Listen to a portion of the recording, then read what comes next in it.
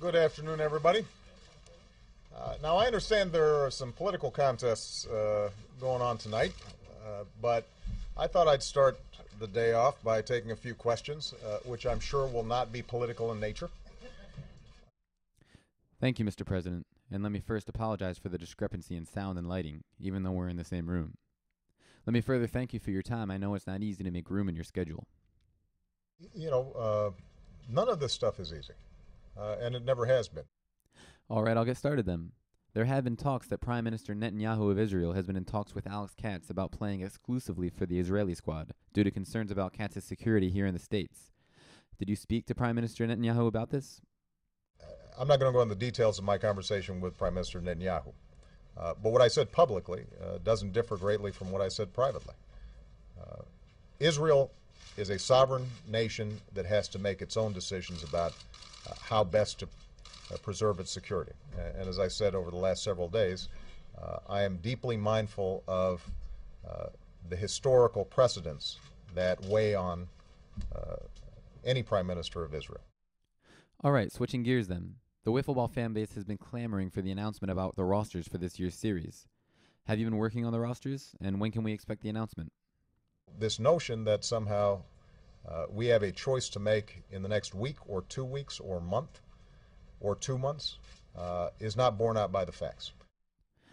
Right, but that's just like your opinion, right? And that's not just my assessment. That's, I think, a uniform assessment. Well, in the past, the draft has taken place over the weekend of the Diana run. Over the last few years, that happened a lot. So why the delay this year? Is the draft still a priority in the White House? That's going to be my top priority as long as I hold this office, and I will do everything I can to make that progress. So when can we expect the official announcement for the rosters? We go through this every year. Right, so what are we going to do? Here's what we're going to do. Oh, I'm listening. Are the owners even ready to announce the date of the draft? Do they even remember how to have the draft? They know how to do that. This is not a mystery. And so it's going to be very important to make sure that on an issue like this, there are complexities. It obviously has to be methodical. I don't expect a breakthrough in a first meeting, but I think we will have a pretty good sense fairly quickly as to how serious they are about resolving the issue. All right, let's talk about fiscal concerns this year. There are rumors that Rolling Rock Beer has threatened to drop their sponsorship of the draft. Care to comment? You know, I'm not going to comment on what sponsors decide to do. I'm not going to comment on either the economics or the politics of it.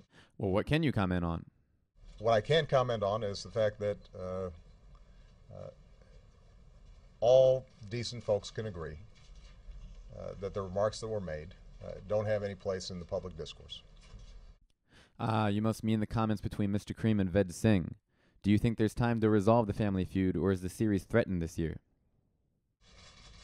At this stage, it is my belief that we have a window of opportunity where this can still be resolved diplomatically.